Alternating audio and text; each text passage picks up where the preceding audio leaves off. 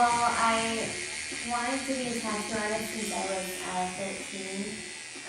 So I kind of got tattooed out of an interest in wanting to tattoo.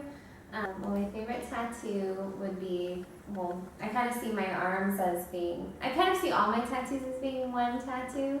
So, but if I were to choose, I would say the two mandalas in the ditch of my arm are my favorite because I can see them really clearly and I like how they look together. Well, I got these tattoos because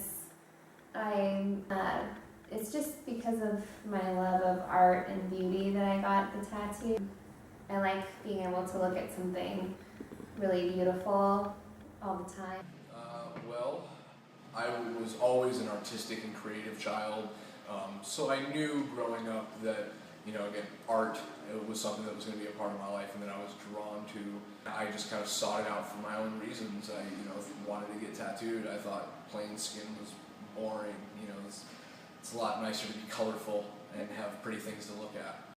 My first piercing was my first hole when I was 5, and I don't remember it, but my mom told me that we went to a mall to get my ears pierced, and I got one pierced, and then I screamed so bad that I didn't want to get the other side pierced, so she had to pin me down in the chair because she didn't want me to walk out with only one side of getting pierced, and she thought it'd be really embarrassing. So she had to pin me down to the chair so I would get the other side pierced. And then everyone was looking at her like she was an awful mother, but then every mirror apparently I passed, the rest of the day, I would just stare at myself in it. I was really proud of myself for that, which is super embarrassing. But that was me at 5. I have scars from self-harm, and I just wanted to let that be in my past.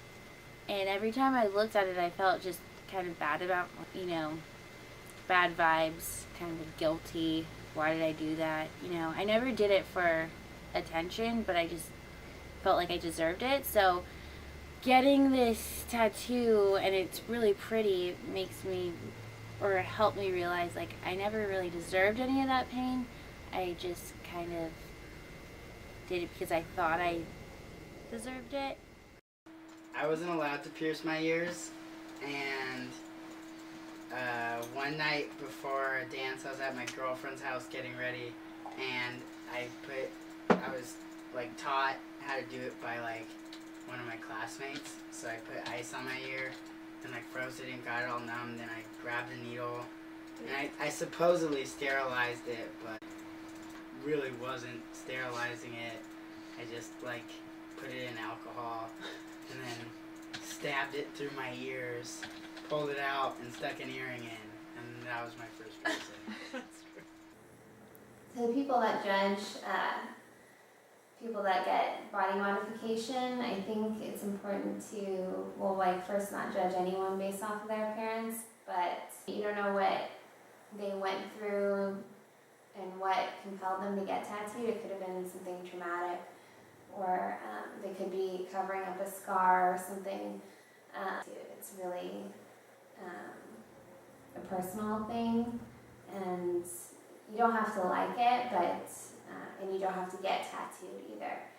And it's just important not to judge people based off of those things. Again, the judgment and the negativity, it's always going to be there, but just trying to, again, come back to cliches, be a good person, treat people the way you want to be treated, and just realizing that it's not a pigeonhole when you talk about modification.